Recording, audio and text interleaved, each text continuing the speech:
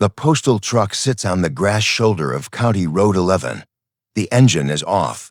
The door is closed but unlocked. On the passenger seat, a canvas tote bag, faded Harlan County Fair logo. Handles worn soft from 14 years of daily use. For binders inside it, red, blue, green, black. The black one is open. The rings are open. Every page is gone except one. She left the truck. She left the binders. She left the note. She did not leave by choice. The note is in her handwriting. 7 words, pressed hard into the paper with a ballpoint pen, the one from the dashboard cuffholder. Cap lying beside it, uncapped, as if she'd set it down in the middle of something. Her mechanical pencil, the one she used for everything. The one that was always in her hand, is in the tote bag. Tip retracted. You cannot write with a retracted mechanical pencil. Either someone retracted it after she was gone, or she did because she knew she wouldn't be back to use it. The 7 words, County Road 11, the first one was the last one. Renata Mullins had spent 15 years building what was in that black binder. She drove 43 miles every day. She had written 14 letters. She had found something, a name, a property record, a thread spanning 35 years, and she had not told anyone yet. Her daughter was texting her. She wasn't answering. To understand what happened on County Road 11 on October 9, 2020, you have to go back to 1985, to a boy named Darrell Prater who walked out of his family's house and never came back, to the 10-year-old girl who watched his sister stand on a porch and wait, and who decided 30 years later that waiting was not enough. This didn't start in 2020. It started 15 years earlier, at a kitchen table, with a red binder and a name she'd been carrying since she was 10 years old. Rena Mullins woke every morning at 5:15 without an alarm. This was not discipline. It was the body settling into its own rhythm after 14 years of the same schedule, the same road, the same 43 miles, the same mailboxes in the same order, the same dogs who had learned her truck's particular engine sound and came to the fence when they heard it.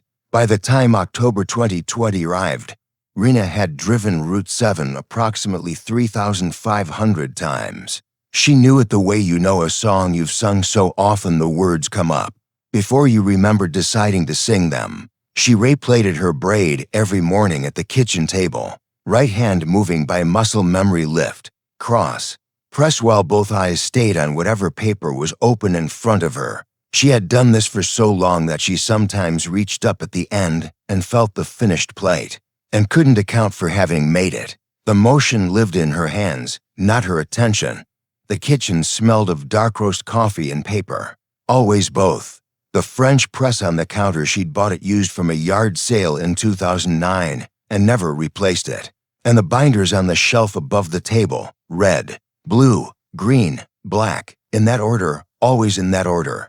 You could tell how Rena was doing by looking at that shelf. When the binders were squared and spined forward and color sequenced, she was thinking clearly. When one was pulled out and lying open, she was close to something. When all 4 were on the table, she had found something she couldn't leave until she'd written it down. She filled the green thermos before leaving. Always. The thermos had a dent in the left side from a year ago when she'd set it on the truck's running board, and the door had swung closed, and she'd kept it because the dent didn't affect the seal, and because she was not a person who replaced things that still worked.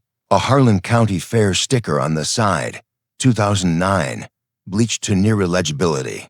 She refilled it every morning at the post office before pulling out, and she set it in the cuffholder, and she didn't touch it again until she was moving. She wore her mail carrier badge on her left breast even on her days off. She said it made people talk to her more openly. She was right about this, and she had been right about it for 14 years. The black one was different. She called it the thread binder. It was the one she never let out of her sight, not at the courthouse, not on the 2 drives to Frankfurt, not on any of the visits to the families she had been visiting for 15 years. The other 3, red for Darrell Prater, blue for Shonda Cornett, green for Curtis Blevins, were individual case files, organized and cross-referenced and meticulously maintained. The black binder was what connected them. It was where Rena kept the thing she had spent 15 years trying to prove, that 3 separate disappearances, officially classified as a runaway, a missing person, and a voluntary departure, were not separate at all. She had known this since 1993, when she was 18 and working part-time at Tamara Stacy's diner, watching 14-year-old Shonda Cornett drink a hot chocolate in June, leave her only quarter as a tip, and wave once before walking out the door into nothing. She had written 14 letters to the Harlan County Sheriff's Office between 2007 and 2019, 3 to the Kentucky State Police. She had driven to Frankfort twice, once in 2012, once in 2016, and sat in waiting rooms until someone agreed to see her. The answer was always some version of the same thing: insufficient evidence, no confirmed connection, cases handled appropriately. She kept the rejection letters in the black binder, behind a tab labeled record of prior contact. She didn't keep them out of bitterness. She kept them as a record of what she had already tried, so she would know what came next. When she found something significant, a date that matched, a geographic overlap, a name that appeared twice where it should have appeared once, she did not exclaim. She set down her pencil, looked at the ceiling for a count of 5, and then wrote it down. Caitlin said you could tell when her mother was close to something, because the kitchen went quiet in a specific way. The pencil stopped moving. The room held its breath. She wrote her daughter's initials at the top of every new page in the black binder, CJ, in the upper left corner, small enough not to interfere with the content. Not a header, an anchor. "So I remember who it's for," she said once, when Caitlin asked. Every Sunday evening, they watched a nature documentary and ate cereal for dinner. This had started when Caitlin was 7, during a week when the power had been unpredictable, and it had never stopped, not because they'd forgotten to stop, but because neither of them saw any reason to. In October 2020, Caitlin was 18 and in her first semester of pre-nursing at Southeast Kentucky Community and Technical College in Cumberland. She still came home for cereal Sundays. She still brought her textbooks to her mother's kitchen table and spread them out beside the binders, and studied while Rena worked, and didn't find it strange that their version of a quiet evening involved open binders on one side of the table and anatomy diagrams on the other. Twice a week, Tuesdays and Fridays, Rena called her mother Doris. Short calls, logistical mostly, the kind that hold the people together across distance without requiring them to say so directly. Doris always answered the same way: "What did you find?" And Rena always said, "Same thing I found Tuesday." The joke had started early, when the answer was always nothing, and they'd kept it going even after the answer had begun, slowly, quietly, to change. On her mail route, she drove past the old Prater house on County Road 11 every workday morning. A different family lived there now. Nobody who lived there knew that a boy named Darrell Prater had walked away from that parcel in August 1985, 17 years old, in a red and black flannel, and never come back. Nobody who lived there knew that his sister Beverly had stood on that porch for 2 weeks afterward, watching the road. Rena knew. Every workday morning, she pressed her left palm briefly to the center of the steering wheel as she passed. One short honk, not long enough to startle anyone, not loud enough to carry past the tree line, just long enough to say, "I haven't forgotten. I'm still here." She had done it for 14 years. Nobody who currently lived in that house knew why. She knew. August 22, 1985. Darrell Prater was 17 years old. He walked out of his family's house on County Road 11 and never came back. He was 5 feet 10 and slight, with sandy brown hair and a scar through his left eyebrow from a fence fall at age 11. He was wearing a red and black flannel over a white t-shirt. He had no known reason to run. He had a sister named Beverly who was his closest friend, a mother who cooked his favorite meal, soup, beans, and cornbread, every Friday, and a bedroom with a model of the solar system hanging from the ceiling that his mother could not bring herself to take down for 11 years after he was gone. The official record said, "Runaway. Case closed within 60 days. Beverly Prater was 15 when her brother walked away. In the weeks after, she stood on the porch of the house on County Road 11 every evening and watched the road, the same road he had walked down, in the direction that led away from everything familiar. She stood there until dark. Then she went inside. Then she came back the next evening and stood there again. She did this for 2 weeks before her mother gently, firmly, told her to stop. She didn't stop believing he was coming back for another 3 years. Rena Mullins was 10 years old. Beverly was her best friend, and the image of Beverly's mother at that window, watching a road that never returned her son, was the image Rena carried for the next 30 years. The image she was still carrying on the morning of October 9, 2020, when she drove past that house for the 3,500th time. Beverly kept a photograph of Darrell in her wallet. School photo, 1984, the year before he vanished, a slightly awkward smile, the scar through his eyebrow catching the light. She touched it before paying for anything. The motion was so automatic she didn't know she was doing it until Rena told her, years later. Beverly had said, "Well, someone should."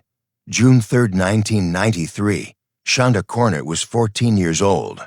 She was walking home from Tamara Stacy's diner on Route 421, a walk she had made dozens of times, along a road she knew, in the long June evening light that lasts until nearly 9 o'clock in eastern Kentucky. She was 4 feet 11 inches with thick black hair worn into braids and a small scar under her chin.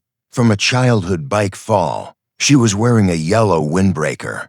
She had ordered a hot chocolate, unusual in June, Tamara Stacy noted, and left a quarter tip, which was everything in her pocket. She walked out the door. She turned back once and waved. Rena was 18, working her first summer at Tamara's, and she watched Shonda go. She watched the door close. She watched the empty sidewalk through the diner's window for a moment before a customer needed her, and she went back to work, and she didn't think about it again until the next morning when someone came in saying a girl named Shonda Cornett hadn't come home. She thought about it every day for the next 27 years. The official record said, "Missing person, active. In practice, unfunded after 1996. Effectively cold."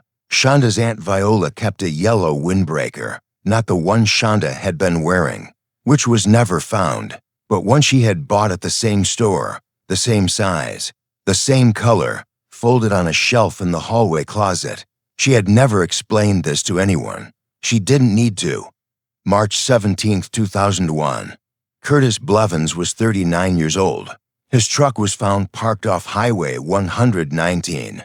Driver's door open, engine still running. He was 6 feet 1 inch and heavyset, with short gray-brown hair and a cardinal tattoo on his left forearm. His wife Lorraine's request, their 10th anniversary, a bird she loved. He was wearing his work uniform, Blevins Heating and Air, navy blue jacket, his name embroidered above the left pocket. His tools were in the truck bed. His phone was on the seat. The official record said, "Missing person, reclassified in 2004 to voluntary departure, after a disputed witness statement placed him at a bus station in Corbin. Case administratively closed." Lorraine Blevins had set to coffee mugs out every morning for 19 years, hers, and the one she didn't use. She put the second one away the evening she was told Curtis had been identified. Not before, not in the years of not knowing, when she could have decided he wasn't coming back and stopped setting it out. She set it out because he had not told her he was leaving, and she was not going to decide for him that he had. 6 days after Curtis disappeared, Lorraine walked to the end of her driveway and handed Rena his missing person flyer at the mailbox. Rena kept it.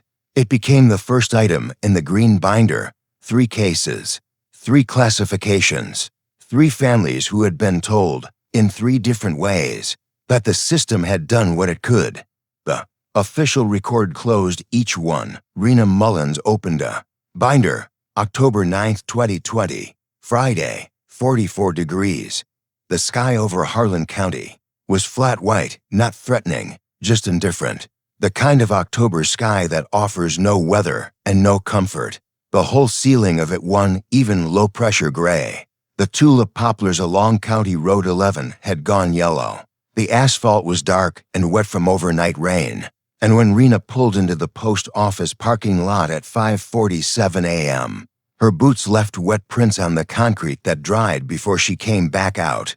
She could smell burnt coffee from the break room before she got through the door. The post office coffee maker ran on a timer, and nobody had adjusted the timer since 2014. She filled the green thermos from it anyway, because the green thermos got filled every morning, burnt or not, and because the ritual of filling.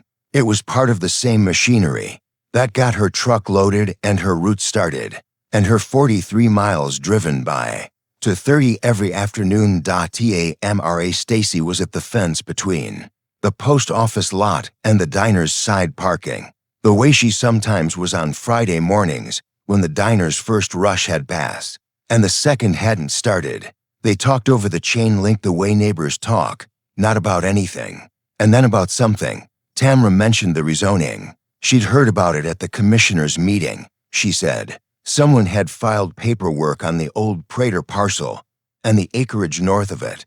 Light industrial. She'd thought Rena would want to know, given everything. Rena lowered the green thermos mid-sip. She held it at chest height for a beat too long. Tamra noticed. Rena did not explain what she was thinking. What she was thinking was 2 days ago. I found a name in a property record, and now someone has filed to rezone the land adjacent to where that name appears. What she said was, I think I know something. I just need one more piece. She patted the tote bag once with her right hand before getting into the truck, the flat, confirming pat she gave it every morning, verifying it was there, verifying the binders were inside. She set the thermos in the cuffholder. She looked east for 3 seconds, toward the route, toward the road, and she pulled out of the lot. At 7:58 a.m., the postal truck's GPS shows a stop. Not on Route 7, a pull-off 0 point for miles north of the old Prater parcel, a patch of gravel and compressed grass at the edge of the Wallen Properties access road, the kind of place where a driver might stop to check a package or consult a map. The stop lasted for minutes and 11 seconds. Rena had a camera, the same point-and-shoot she'd carried in her vest pocket for 3 years, and later analysis of its memory card would show photographs taken at 7:59 a.m. Fresh tire tracks pressed deep into the softened mud of the access road, tracks inconsistent with the road's recent disuse, the weight and width of something heavy that had been there within the last 12 hours.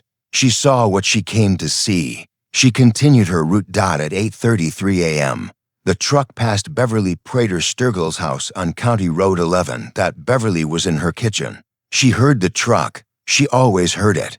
The same engine sound she'd learned to recognize over 14 years. The same approach from the south end of the road. She was reaching for the coffee pot when she expected the honk. It didn't come. She stood there for a moment with her hand on the pot. The truck passed. The sound of it moved north and faded into the trees. Beverly set her mug down and looked out the window at the empty road for a long time. Before she went back to her morning, she almost didn't mention it in her statement. It seemed too small a thing. Detective Fitch asked her to mention it anyway. At 1:15 p.m., Caitlin Mullins sent her mother a text from the parking lot of Southeast Kentucky Community and Technical College in Cumberland. Out. Driving safe. This was their arrangement. Caitlin texted when she left campus on Mondays and Wednesdays, and Rena texted back within a few minutes because she was usually between deliveries and had her phone in her hand. The response came within 3 minutes on average. Caitlin knew this because she had, without meaning to, learned to expect it. At 1:15 p.m., no response came. At 1:27 p.m., she texted again, "You okay?" At 1:43 p.m., Mom. At 3:50 p.m., Sergeant Paulette Skaggs was on the phone to a cold case detective in Clay County. At 3:50 p.m., Caitlin Mullins was sitting in a parking lot 60 miles away, her phone in both hands, staring at 3 unanswered texts. Kenneth Fry, acting postal supervisor, reported an overdue carrier at 3:08 p.m. Deputy Roy Adkins reached the truck at 3:31 p.m. He found it on the grass shoulder of County Road 11, 2.1 miles north of Beverly's house, near a pull-off at the edge of an overgrown access road. The engine was off. The driver's side door was closed. It was unlocked.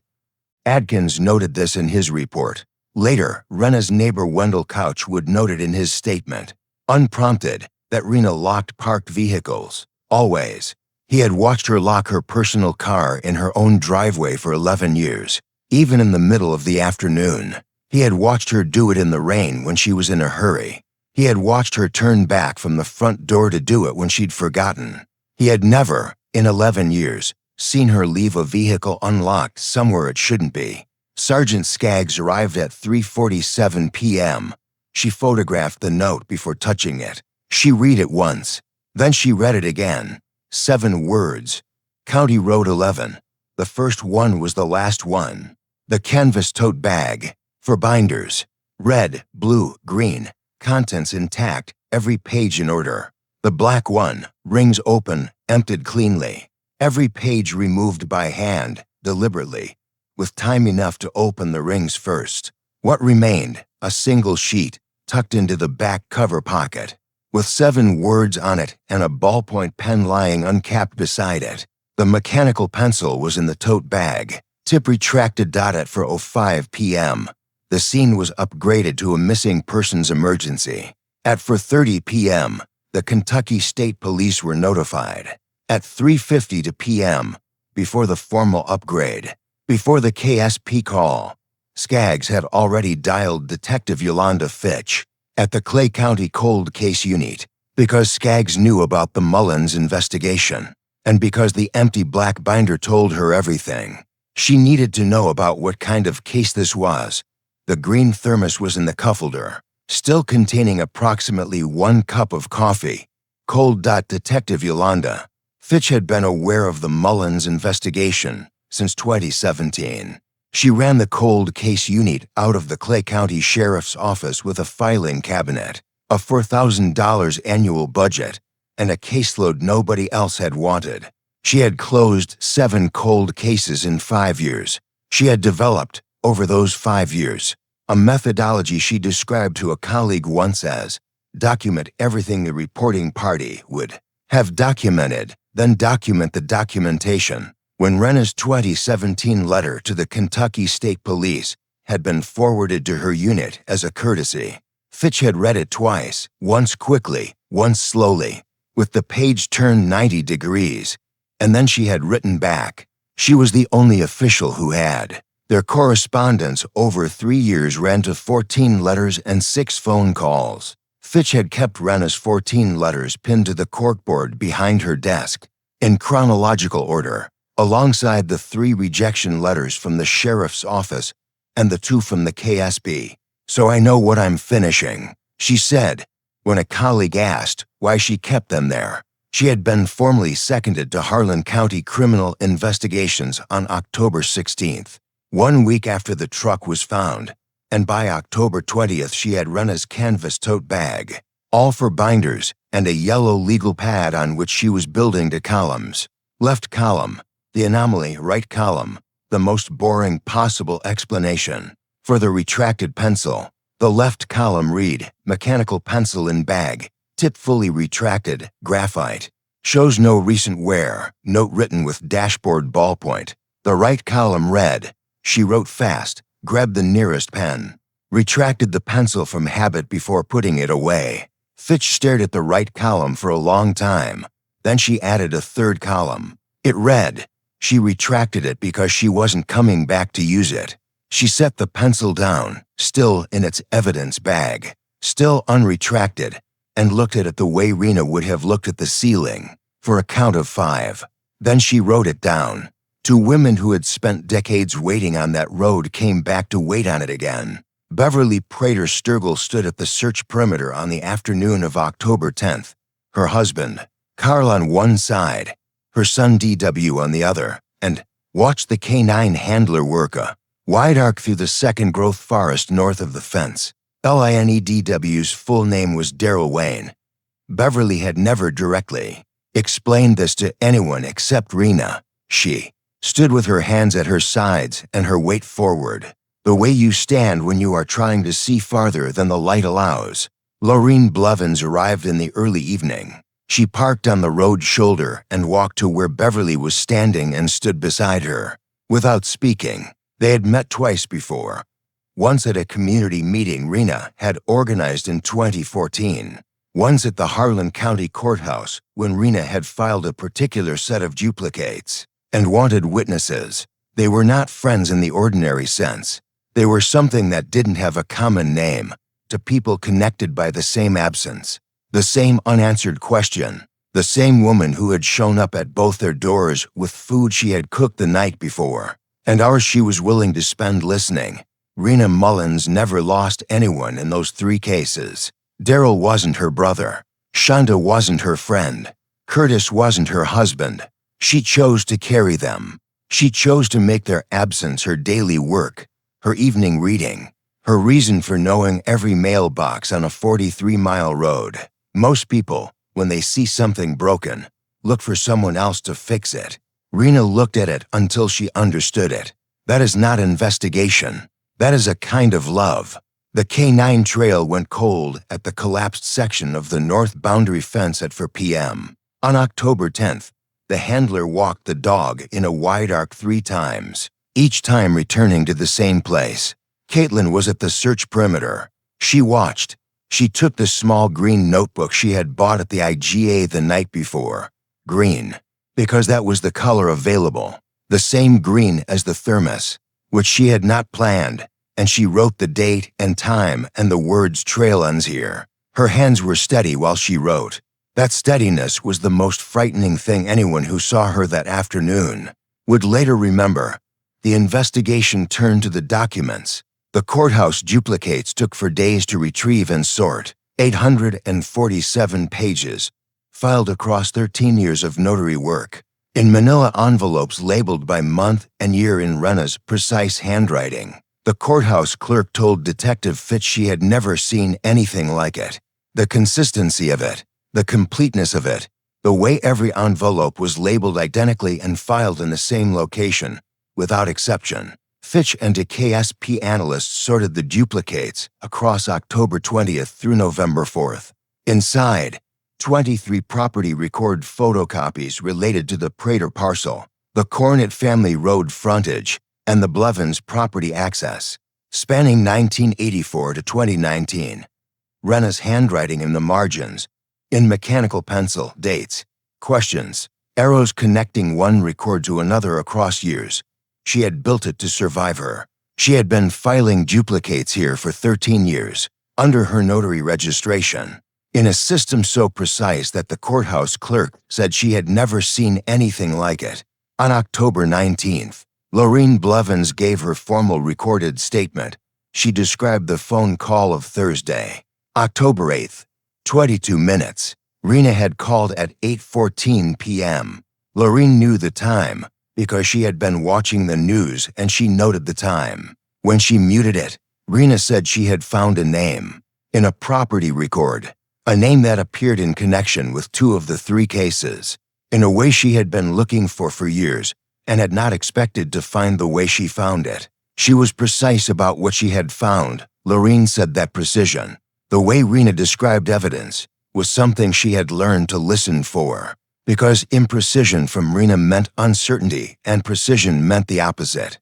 Rena stopped herself from saying the name. She said she would confirm it over the weekend. She said she would call Detective Fitch on Monday. She said, "I just needed to tell someone it exists. I needed it to be somewhere besides my own head."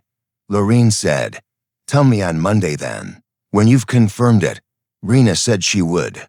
Lorene remembered one thing more, and she offered it the way you offer something you're not sure is useful, setting it down carefully in case it breaks. The name, she said.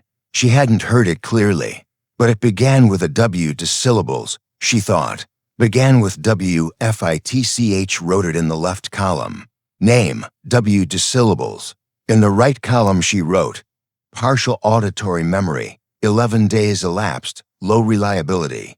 She stared at both columns. her eyes flicking to the stack of property records from 2019 labeled Wallen Holdings. She did not add a third. Not yet. She had never told anyone she kept them. 47 messages, going back 3 years. She just couldn't delete them. Detective Fitch listened to all 47 in a single sitting. On the evening of October 15th, with the evidence log open on the desk beside her, the first 46 were what Caitlin had described: brief, affectionate, logistical. Pick up milk if you pass the IGA. I'll be late. Don't wait up. Sunday's still on. I'm making the good cereal. The voice in them was unhurried, specific, slightly dry in the way of someone who finds the world consistently interesting, and occasionally absurd. The 47th was from Wednesday, October 7th, 2 days before the disappearance. Rena had called at 9:48 p.m. The message lasted 41 seconds.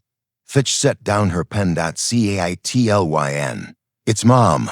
I need you to know that I love you. And whatever happens, the binders are real. Everything in them is real.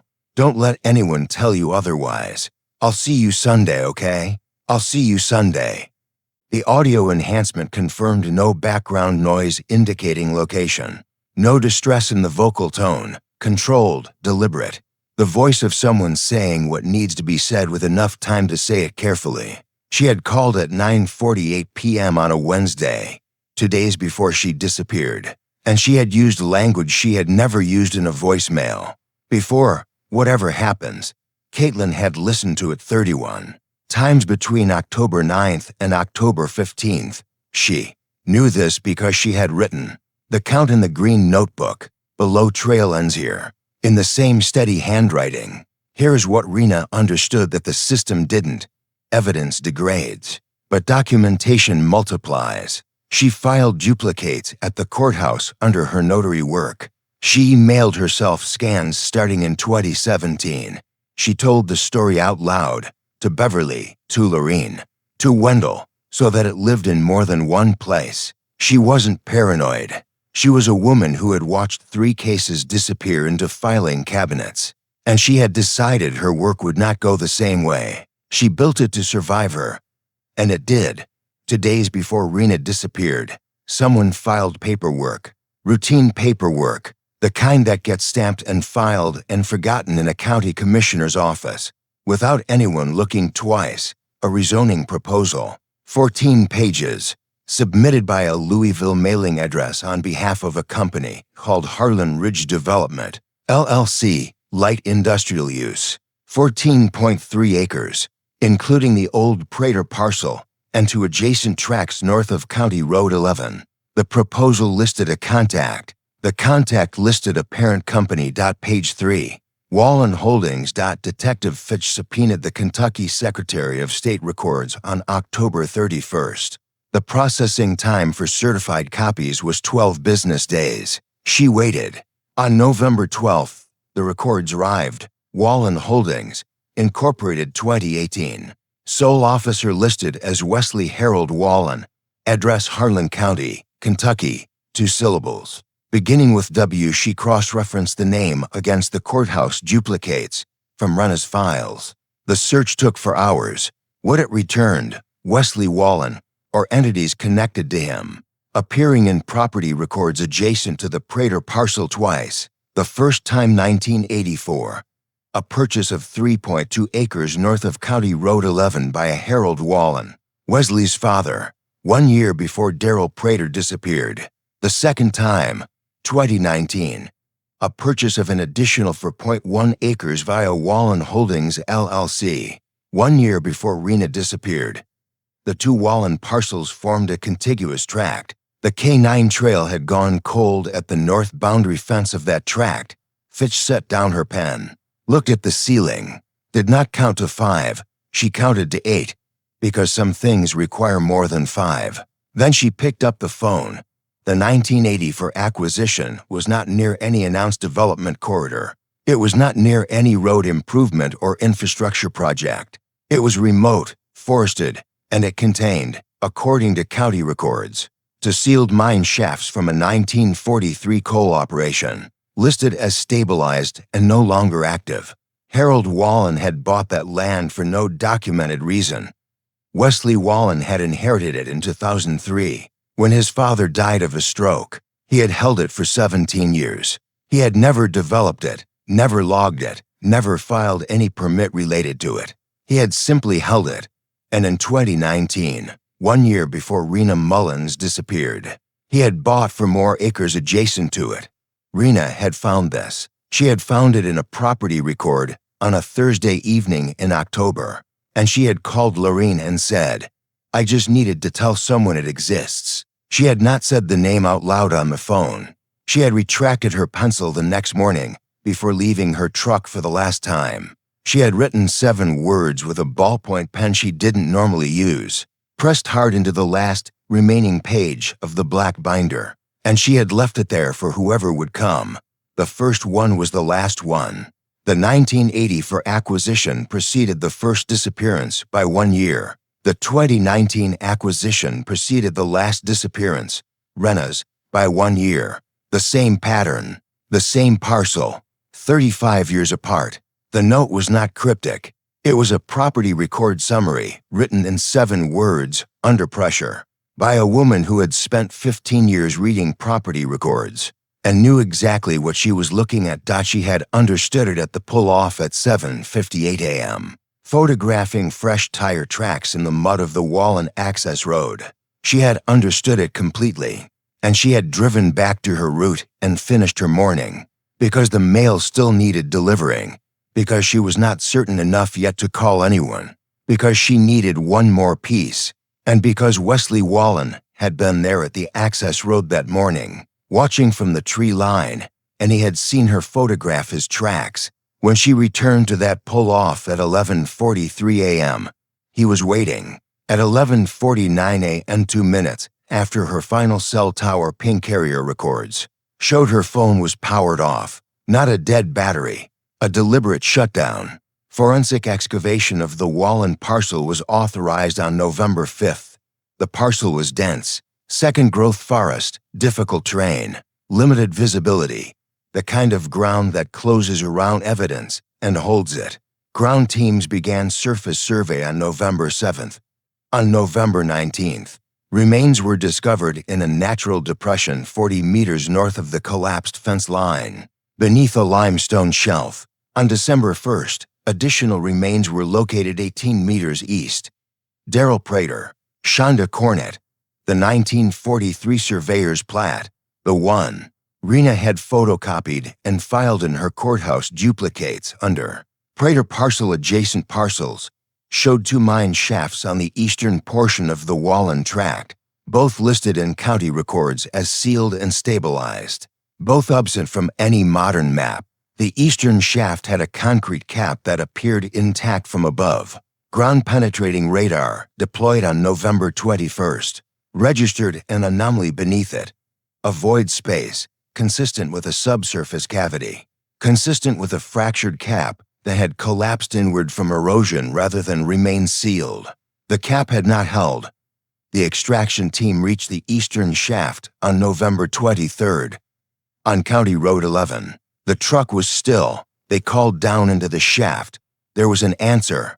Rena's voice, described by the extraction team lead in his report as quiet and measured, like she was trying not to startle anyone, came up from the dark. She had been in the shaft for 45 days. She had survived on water seeping through the limestone walls, caught in cupped hands in the dark, cold and slightly mineral, with the faint calcite aftertaste of deep earth that never sees light. She had rationed 12 pieces of trail mix from her vest pocket across the first week, and then stopped counting. She had rape-lated her braid in the dark, by touch, right hand moving from muscle memory, and had not realized she'd done it until her hand came to rest at the end of the plate, when the concrete cap shifted and the quality of the dark changed, when the cold mineral air of the shaft met the cold mineral air of the November morning. Above, she had not been certain whether it was rescue or the alternative. She had stayed still. She had listened. She had heard the extraction team's voices and understood what they were. Her first words. According to the extraction report, the binders are at the courthouse. 13 years of duplicates. She was brought to the surface at approximately 11:40 a.m., dehydrated, hypothermic, a broken left wrist and 3 cracked ribs, alive. Caitlin wrote one word in the green notebook at 11:40 a.m. on November 23rd, found below the 45 daily entries. Below trail ends here. She wrote it in the same steady handwriting, and then she put the notebook in her coat pocket and drove to the hospital and did not take it out again. For a long time, Wesley Harold Wallen was arrested at his residence on County Road 11 at 7:14 p.m. That same evening, Detective Fitch made the arrest call herself. She drove to his house. She knocked on the door. When he opened it, she said, "We found her." 2 words, not an accusation, a notification. His face, she wrote in her report, did not change in the way innocent faces change. The search of his residence, executed simultaneously under warrant, yielded a portable metal document box. Inside, property records for the Wallen parcels, handwritten notes. One of them read, "Mail route, RM, monitoring since 2017." Also recovered a burner cell phone, work gloves in the equipment shed, later confirmed by KSP Forensics to carry trace fibers consistent with those recovered from Shonda Cornett's hyoid bone, a match achieved on January 14, 2021. 28 years after June 3, 1993, Caitlin Mullins got the binders back from evidence on a Tuesday, Rena's Day. She sat at the kitchen table where her mother had sat for 15 years and opened the black binder. To the last page, the one page that had remained, the one with 7 words on it in her mother's handwriting. She read it once, then she read it again, with the page turned sideways, the way Detective Fitch had taught her without meaning to. Then she set it flat on the table and pressed both palms against it, the way her mother pressed every piece of paper she filed, making it real, making it permanent. And she sat there in the kitchen that smelled of coffee and paper, until the light outside changed. The trial began on September 13, 2021, in the Harlan County Courthouse, the same building where Rena had filed her notary duplicates for 13 years, where her handwriting was on 847 manila envelopes in the record's office, 2 floors above the courtroom, where the courthouse clerk had told Detective Fitch she had never seen anything like it. Rena testified on day 10, September 22nd. She walked to the stand with her left wrist in a brace. The break had healed imperfectly and required a second surgical correction in April, and the brace was a thing she had learned to work around the way. She learned to work around everything, without complaint and without pretending it wasn't there. She had replaited her braid that morning at the kitchen table, right hand moving by muscle memory. Caitlin across from her with coffee already set at Rena's end of the table. She wore her mail carrier badge on her left breast, not because it was required, not because it was appropriate to the occasion, because it was the thing that had made people talk to her for 14 years, and she needed people to keep talking. She testified for 6 hours across 2 days. She was precise. She used language she had been refining for 15 years, documented, not investigated, recorded, not found. She described the 7:58 a.m. stop, the fresh tire tracks in the mud of the Wallen access road, the camera in her vest pocket, the photograph she had taken before Wesley Wallen appeared from the tree line. At the parcel's northern edge, she said his name. He said hers. She sat on the stand while the 41-second voicemail from October 7th was played for the jury, her face completely still. On cross-examination, defense counsel asked whether she had any training in criminal investigation. She said no. He asked whether she had any official authority to conduct an investigation. She said no. He asked why, given those limitations, she had continued for 15 years. She said, because Darrell Prater's sister lived 3 houses from where he was taken, and somebody needed to. The jury did not deliberate extensively on that count. On the morning of October 4, 2021, the jury returned. Rena sat on the same wooden bench she had sat in every day of the trial, the mechanical pencil held loosely in her right hand, not writing, just held. The way you hold something you have carried so long it has become part of the weight of your hand. Caitlin was at the rail. Beverly was in the third row. Carl on one side, DW on the other. Lorene was beside Beverly. Doris was at the end of the bench, straight-backed, hands folded, saying grace in 3 words the way she did when she was beyond the reach of longer prayers. Lord, be near. The clerk said the jury had reached a verdict. Rena set the mechanical pencil down on the bench beside her, flat, parallel to the edge of the wood. She looked at the table.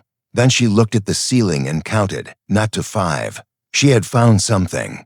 She counted to 4, which was all she needed, and then she looked at the gallery. The foreman stood.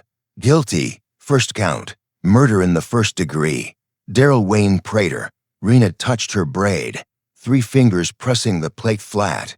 The focusing gesture, the body saying, "This matters, pay attention." She looked forward. She did not cry. Not in the courtroom. Not while the remaining counts were read.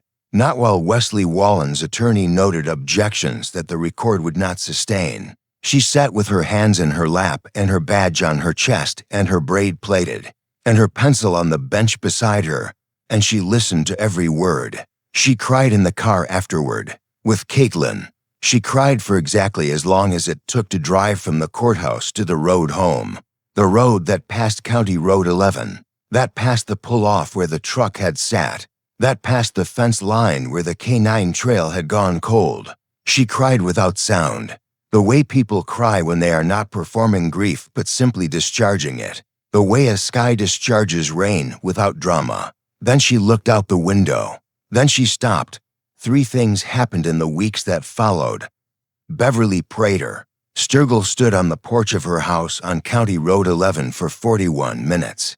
After she was told Darrell had been formally identified, her husband and her son stood on either side of her.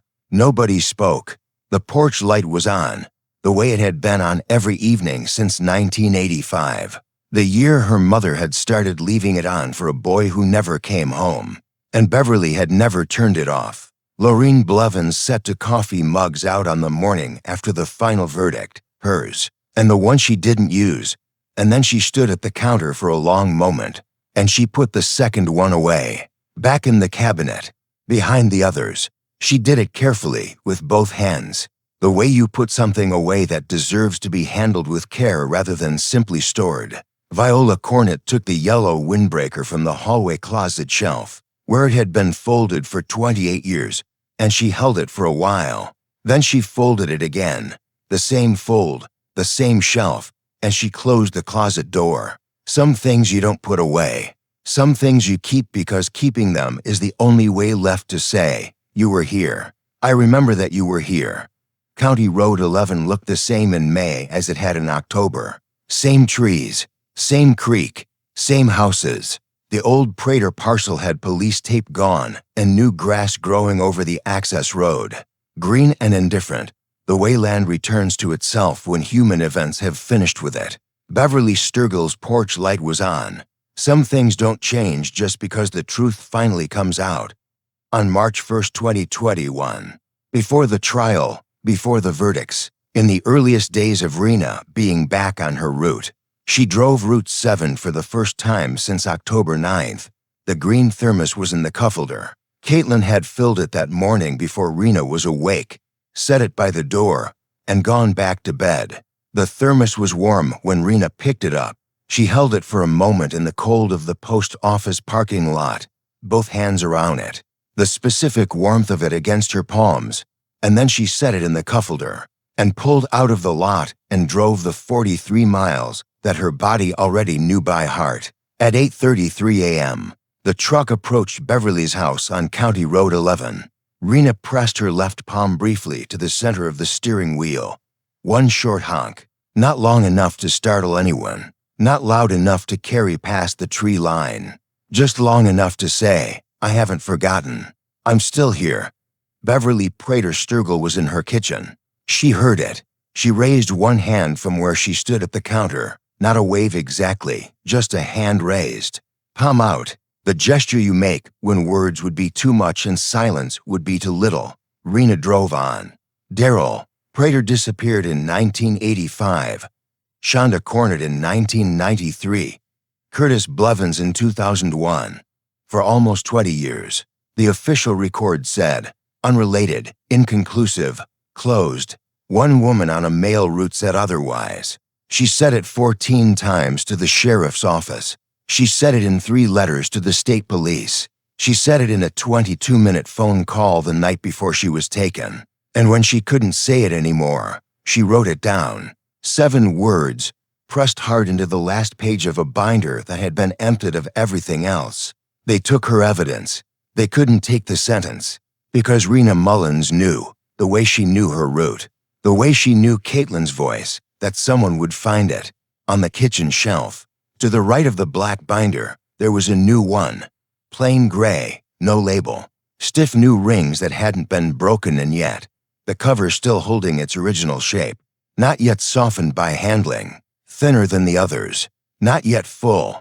Rena had not said whose name was going in it. She had not said it wasn't started. The ring snapped when she opened it. Precise. Small. A sound that means, we're starting again. Was identical to all the others.